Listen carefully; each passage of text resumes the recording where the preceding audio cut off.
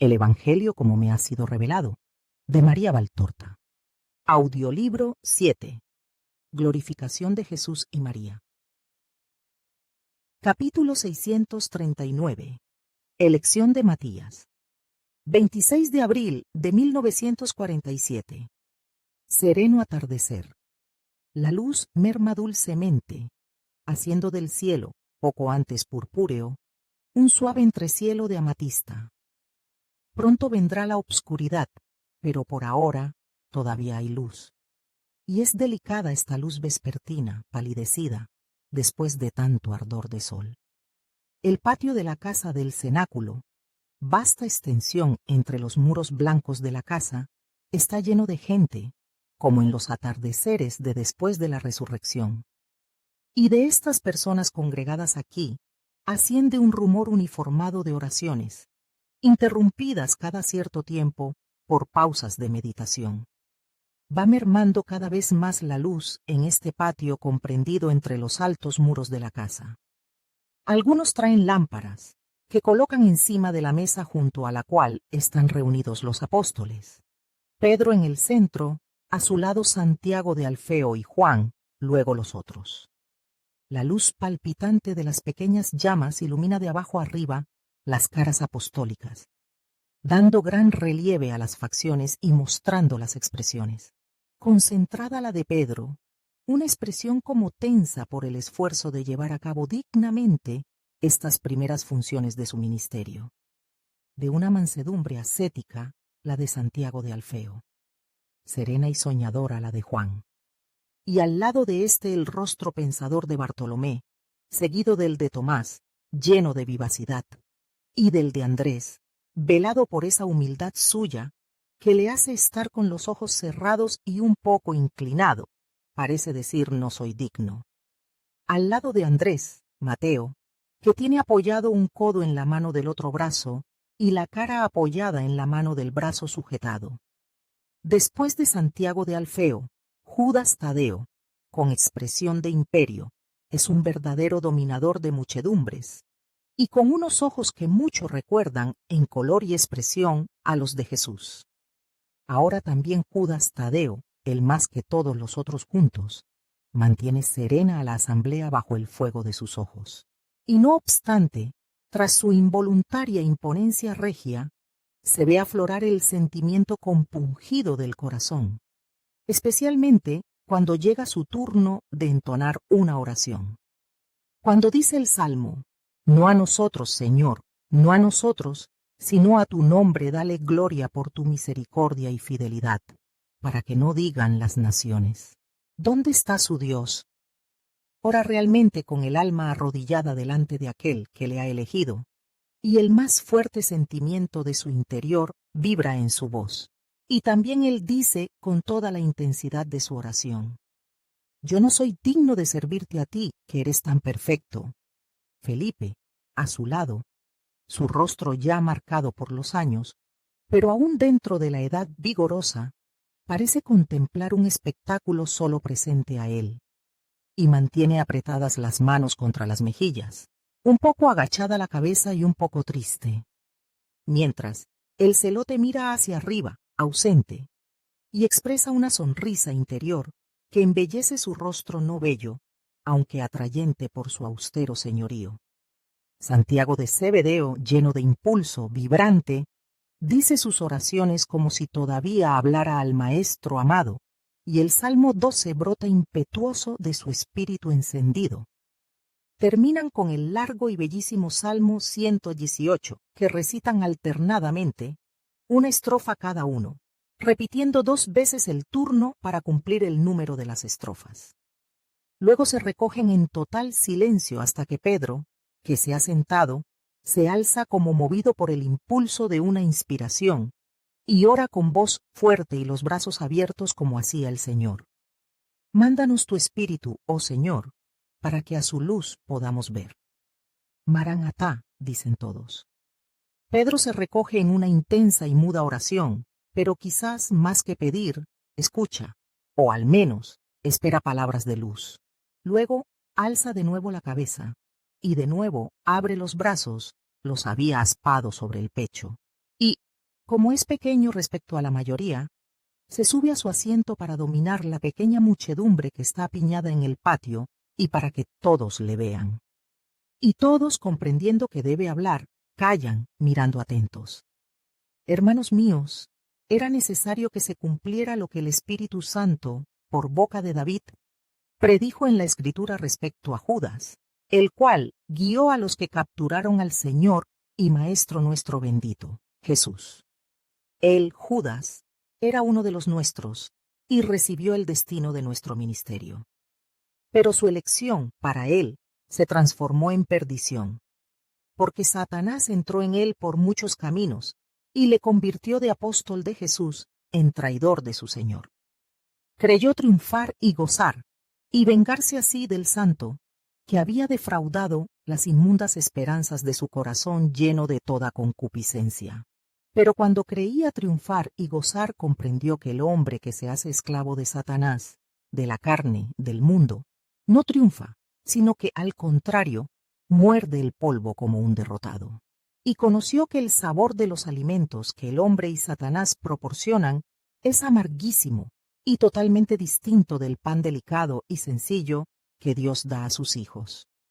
Y entonces conoció la desesperación y odió al mundo entero después de haber odiado a Dios, y maldijo todo lo que el mundo le había dado, y se dio muerte colgándose de un olivo del olivar que con sus iniquidades se había comprado, y el día que Cristo resucitó glorioso de la muerte, su cuerpo putrefacto y ya aguzanado cayó, y sus entrañas se esparcieron por el suelo al pie del olivo, haciendo inmundo aquel lugar.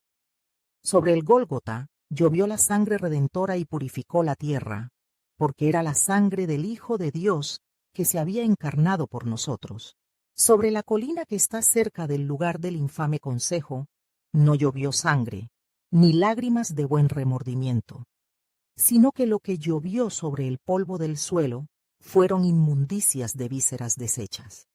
Porque ninguna otra sangre podía mezclarse con la sangre santísima en esos días de purificación en que el Cordero nos lavaba con su sangre, y muchísimo menos podía la tierra, que bebía la sangre del Hijo de Dios, beber también la sangre del hijo de Satanás. Esta es una cosa resabida, y también se sabe que, en su furor de condenado, Judas llevó de nuevo al templo el dinero del infame comercio, y que golpeó con él, dinero inmundo, al sumo sacerdote en la cara. Y se sabe que con ese dinero, sacado del tesoro del templo, pero que ya no podía reservarse en el tesoro porque era precio de sangre, los príncipes de los sacerdotes y los ancianos, habiéndose asesorado unos a otros, compraron el campo del alfarero, como habían dicho las profecías especificando incluso su precio, y el lugar pasará a la historia de los siglos con el nombre de Akeldama.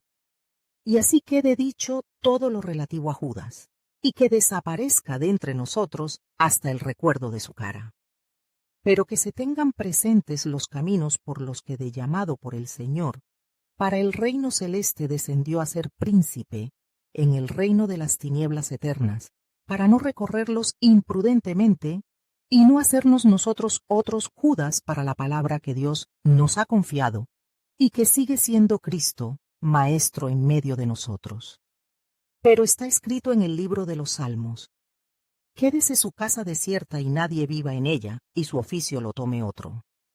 Es necesario, pues, que de entre estos hombres que nos han acompañado durante todo el tiempo en que el Señor Jesús ha estado con nosotros peregrinando, comenzando desde el bautismo de Juan y hasta el día en que estando entre nosotros fue elevado al cielo, uno sea con nosotros constituido testigo de su resurrección. Y esto hay que hacerlo sin demora, para que esté presente con nosotros en el bautismo de fuego de que el Señor nos ha hablado, para que también Él, que no recibió el Espíritu Santo del Maestro Santísimo, lo reciba directamente de Dios y quede por Él santificado e iluminado, y tenga las capacidades que nosotros tendremos, y pueda juzgar y perdonar y hacer lo que nosotros haremos, y sean válidos y santos sus actos. Yo propondría elegirle entre los fidelísimos de entre los fieles discípulos, de entre los que ya han padecido por él, y le han sido fieles incluso cuando para el mundo era el ignorado. Muchos de estos han venido a nosotros de Juan, precursor del Mesías, y son almas modeladas por años de servicio a Dios. Gran amor les tenía el Señor, y grandísimo amor tenía Isaac, que tanto había padecido por causa de Jesús niño. Pero sabéis que su corazón cedió en la noche que siguió a la ascensión del Señor. No estemos tristes por su ausencia. Está unido a su Señor. Era el único deseo de su corazón. Es también el nuestro, pero nosotros debemos padecer nuestra pasión. Isaac ya la había padecido.